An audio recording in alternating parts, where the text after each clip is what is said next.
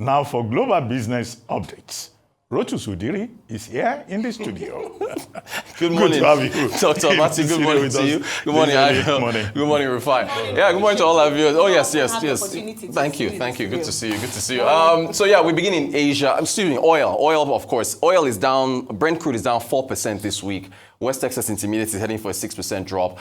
You know the story already. Saudi Arabia abandoning, as I said yesterday, their $100 per barrel targets. OPEC saying they will probably add more barrels in November. Libya looks like they'll be sorting out their issues with who will become the next central bank governor, bringing back another 500-600 barrels per day to the market. So oil has had a tough week, despite the fact that China has, been on a tear. So let's go to Asian stocks and really focus mostly, it's pretty much the China story. The Chinese equities market, particularly the CSI, has had its best week since 2008 on the stimulus measures that have been announced. Look at the Shanghai Composite Index. These are all Chinese indexes except for the Hang Seng at the bottom, which is Hong Kong. Because of the geographical proximity, activities bleed into each market. So Shanghai Composite, fantastic. Shenzhen, great. CSI, great. And it's a spillover. Iron ore is up. Copper is up. Gold is up. Silver. And get this, luxury stocks in the UK are also up as well because the Chinese spend a lot of money. So the issue of stimulus going into the Chinese markets has made so I think LVMH is up, Kering, the parent company of Gucci, is up. The Chinese spend a lot of luxury. So luxury goods also climbing on the European equities front. Japan, we've been following this on the Global Business Report since August the 14th. So we had a new leadership in the LDP, which is the ruling party. These are the 9 contenders. We put this up way back in August when Fumio Kishida was going to step down. There have been scandals and a number of issues. So there were initially 1, 2, 3, 4, 5, 6, 7 candidates. It then narrowed down to 2, Shigeru Ishiba and Sane Takachi. These were the last 2. I was following the votes early this morning. So he's a former defense minister. He's also held a number of positions. Sane Takachi, if she had won, she's the Minister of State for Economic Security in Japan. She would have become the first woman to not only lead the LDP, but become prime minister. They're the ruling party, so whoever becomes the leader, we are practically going to become it. So he ended up winning. Shigeru Ishiba won the LDP primary. He's chased this position about 4 or 5 times in the past. Sometimes he's voted against his party in terms of a few issues, but he finally got it, and he wants more. The yen has been actually strengthening because you're going to see more continuity with Fumio Kishida's policies. He wants more, an equal footing with the U.S. and also more relationships with other Asian partners. So, Japanese yen strengthening, also the equities market climbing as well on his appointment. So it looks like that's going to be your next leader of Japan, Mr. Shigeru Ishiba. Going to Lebanon, we've been talking a lot about the geopolitical issues, but what about the impact on Lebanon's economy? This is Amin Salman. He was on television talking about the fact that the Lebanese economy has been non-existent and been hit really hard. Here he is. It's not easy. Lebanon has been, functioning. The government has been functioning within a state emergency mode for over 3 years now. And the economy is in a very bad place. This war has added a layer of challenge to Lebanon. In 2023, we were hoping, we had expectations of growth. We had hopes that certain sectors, including tourism and food industries, will flourish. All that has gone. All that has disappeared. Growth is non-existent at this point. Talking about foreign investment, it's far to reach. So we are at a very difficult place. We are at a very difficult point. That's why we are saying any extension or any spread of that war or any escalation will definitely take our economy to a worse place. And that place might be a point of no return for the economy. We still had hope, and we still have hope, that we can flip things around once there is a little bit of stability and we can work on the economy, we can work on the reforms. But if this war is to continue, if this war is to escalate, this mission will be very difficult, and it might be a very difficult place to come back from. We've talked a lot about food security. Salman is not only the economic minister for trade and the economy, he also heads the food security in Lebanon. So Pierre is talking about the fact that I think he said they only have about 3 to 4 months worth of imports as far as supplies are concerned. Been functioning in an emergency mode for quite a while. And particularly myself, being the head of the Food Security Ministerial Council, I have been working very closely within the public sector and the private sector partnerships to stock the country with as much, food, baby needs, bread, wheat, all the essentials for the past year, even before the war started, because we have been, Lebanon is a big importing country, and we have seen those challenges coming, particularly after the war between Ukraine and Russia, that affected our food security in a major way. So we are at a decent place today where we have stocks that can last for 4 to 5 months of everything. However, our concern is only not to have any of our, ports or airports affected, because that will affect the trade cycle, and then we cannot bring in additional stocks. But so far, we have coverage for about, between 4 to 6 months of food and other products that are needed by the people. All right, so the United States now, the S&P 500 hit its 42nd high in 2024. U.S. markets, since the rate cuts, have been on an absolute tear. So look at that, all in green. This is closing. This is where the markets closed yesterday across the board. So not much to say there. Also, the U.S. economy, this was, I think, the second or third revision from the Bureau of Economic Statistics over in the Commerce Department. So Q2 GDP, it was unrevised. So they didn't, they tend to go back and look at these numbers again. 3% growth there. The forecast was for 3%. Q1 was actually revised upwards. It was 1.4. And then another thing, GDI, this is gross domestic income. This is how you measure the economy on the income side as opposed to gross domestic product. That was revised upwards from about 1.4 to 3.4% on the income side. So all this pretty much bodes very well for Kamala Harris and Tim Walz. I think Walz and J.D. Vance are debating on October the 1st. The rate cuts, fuel is low. You see where U.S. oil is, crude oil is down, fuel is coming down. So, we'll see how that. And then there's a new poll out for Bloomberg and Ipsos showing that she's actually slightly increased her lead on Trump in the swing states. So good on that. Finally, Nigeria. You've already talked about this extensively, but I have to chime in on Prince Nduka Obaigbena, CEO, and speaking in Makurdi on particularly my angle here is technology, but technology for the military, armed forces. Also tax cuts and focusing on health and education. We have to ensure that our armed forces are properly funded. I call for at least 25% of our national budget for national security and the armed forces. And that budget will include technology. The world we face today, we have a national satellite company, we have all sorts of agencies in science and technology. Are they working with the armed forces?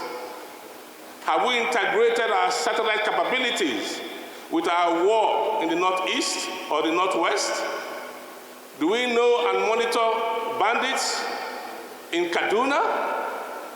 We spend so much money on national security. We spend so much money on satellite technology. We spend so much money across the board. We have to look at national security as a whole of government approach. Have the entire infrastructure, tech infrastructure, combined with the army. And the army has to also produce its own weapons. We used to have a vibrant defense industry. Is it still on? Why are we importing bullets? Why are we importing arms, AK-47 and the like? So we have to integrate our whole defense infrastructure, which are technology infrastructure, to keep us safe and protect Nigeria from the new world order. And if I say we need 25% for the armed forces national security, then we also need another 25% for education, especially in the north, where we have to get our people educated. And another 27%, another 25% For health and poverty, we have to support the most vulnerable in our midst. And then we have to reduce taxes across the board. Put people's money in their hands. They will grow their own food. They will find their own transport. And they will sort themselves out. Right, so look, the technology is spot on. His points about, again, I'm a tech enthusiast. You look at how Israel has been, the tactical way Israel has gone after Lebanon. What happened? We've been following this, first of all, blowing up the pagers for Hezbollah and completely knocking out their communications. Hezbollah not wanting to use phones because they were afraid that Israel was tracking their phones and communications. Prince Nduka Obaigbena is spot on with the fact that technology needs to be used there. On the 25% allocation to the military, I agree. Of course, the question is, where will the money come from? And of course, I'll now start talking about fuel subsidies and how you're spending so much on this, and you can allocate it to that. His points on producing military equipment. On Arise News, we had our exclusive with Chief of Defense Staff, Christopher Musa, where he said we're spending billions of dollars importing military equipment into Nigeria. And then, of course, the tax cuts, putting more money in the hands of businesses and individuals. But everyone should remember what Olayemi Cardoso said at the MPC meeting. You cannot bring down poverty unless you fight inflation. If you have higher inflation, it's going to be tough. So that's our update for today. We just need to get some things right, Rotus. Yes, we could be doing a whole lot better with production, but we have a sector that is growing. I'll give you an instance. Belarus is a top military power. Do you know that Nigeria exports ramp and military vehicle to Belarus? Proforce, it's a company in here. It works out of here. The thing is, we just have to do more to improve. I mean, Daikon does some with drones. I mean, I've seen the launch of some drones on Daikon, but we just have to do more volumes.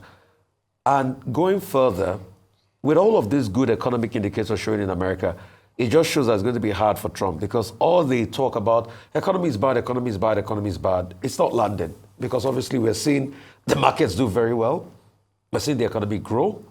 We are seeing a lot of people, some prices are coming down, obviously not totally grocery prices, but I still have a lot of problems with Kamala Harris' economic policy, which is a bounce off from Biden, but there are no details to how she's going to figure it out.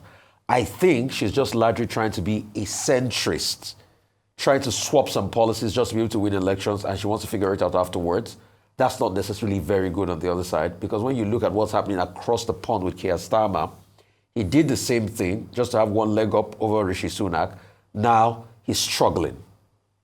All right, so I want to talk about when you talk about taxes. And that's one issue I didn't point out when we're doing the news with what Prince Nduka Obaigbena said, that leave the money in the hands of the people. And it's then going back to the recommendations from the Joint Tax Committee led by Mr. Taiwo Oyedele. They make some very good recommendations, if I may say so, especially with just aligning with that principle of taxing less the people themselves, especially on essential items that are, food, some housing, but even things like on agriculture, medical and other areas, and then helping to expand the tax net whilst also reducing company income tax. It's music to people's ears. And then I think also harmonizing or making tax go on the exclusive legislative list. Now, the challenge with that is that how this will then work out and if subnationals will agree to that. Thank you. So Bless you for that point. The report, at the event last week at Access Corporate Forum, he gave a detailed explanation of how they arrived and how this would positively impact not just more income for Nigerians, especially the most vulnerable, but even for the country as well, how we can actually increase revenue if you're looking at, so it's not everything that is fuel subsidy removal that will fund. Some of it is also tax as well. But it's just to say that that recommendation has not seen the light of day in terms of what are we doing with it at the moment. Right. So just bringing that to the fore again and say, let's revisit that. There were very good recommendations from that committee and I hope it's taken forward. Okay, key developments Friday. The Japanese leadership that you referred to. It's unfortunate that it's Ishiba who won of the LDP. People were expecting that maybe as you were expecting in the United States, that you have a female prime minister in Japan. But that has gone that way. We await further developments. The second thing is CPI in France. In France, inflation is cooling. Your energy prices have dropped 1.5%, which is in alignment with the EU, projections with regard to CPI. Germany, we're expecting the unemployment rate today. I don't have information on that yet. And then we're also expecting from the US, the CPE, which is the Fed's preferred measure of inflation. That is supposed to come in this morning, 9:45 a.m. Eastern time. Yeah. So these are some of the major developments today. Meanwhile, China is going on holiday. The markets are going on holiday. Yep. October 1 is the independence anniversary of China. But the Politburo met yesterday. The Politburo is the second largest decision-making body. And the Politburo is saying, we're going to look at the property slump, in addition to the steps that have been taken by the People's Central Bank of China, the PCOB. So this means that, look, the Politburo meeting early. Usually they meet April, July, October. Now they are meeting in September. That means they recognize that expected 5% growth GDP this year may be below 4.7. As for Libya, they already took a decision. They met yesterday, the rival factions, and they came together and decided that, let's give peace a chance.